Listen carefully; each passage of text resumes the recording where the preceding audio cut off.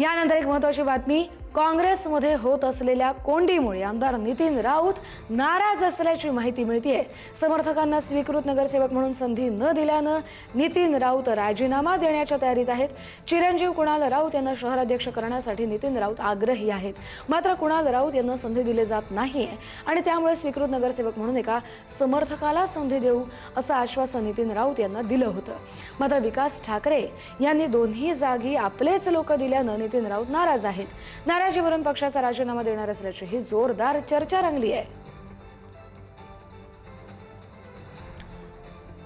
तर काँग्रेसचे आमदार नितीन राऊत सध्या राजीनामा देण्याच्या तयारीत आहेत, कारण त्यांच्या स्वीकृत नगरसेवक पदाच्या जागी त्यांना समर्थकांना जागा मिळत नाहीये, त्यामुळे नितीन राऊत नाराज आहेत। समर्थकांना स्वीकृत नगरसेवक म्हणून संधी न दिल्यानं ते नाराज आहेत।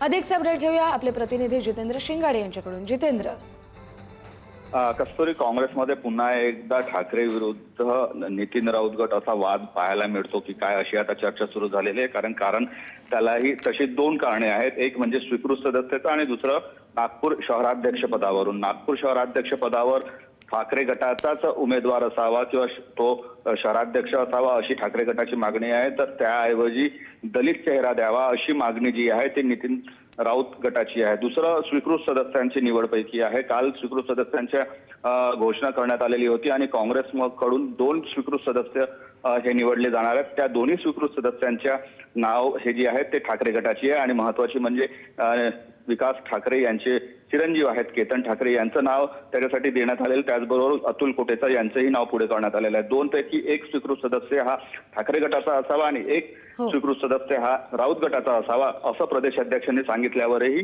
दोन्ही जे स्वीकृत सदस्य आहेत ते ठाकरे गटाचे दिल्याने नितीन राऊत नाराज असल्याची जोरदार चर्चा आहे। जर पक्षात असा मान सन्मान मिळत नसेल तर मी राजीनामा का देऊ नये अशी ही चर्चा झाल्याची माहिती आहे। त्यामुळे आता नेमकी नितीन राऊत काय भूमिका घेतात आणि काँग्रेसमधील हा वाद शमतो की आणखी पुढे काय होतं ते पाहणं आता महत्त्वाचं ठरणार आहे। जितेंद्र, त्यांची मनधरणी केली जाते की त्यांचा राजीनामा हाती येतो हे देखील पाहावं लागेल। धन्यवाद जितेंद्र, तुम्ही दिलेल्या सविस्तर अपडेटसाठी।